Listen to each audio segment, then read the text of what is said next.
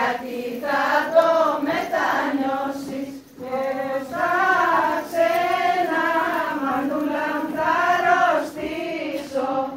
Και στα ξένα, μανούλα μου, θα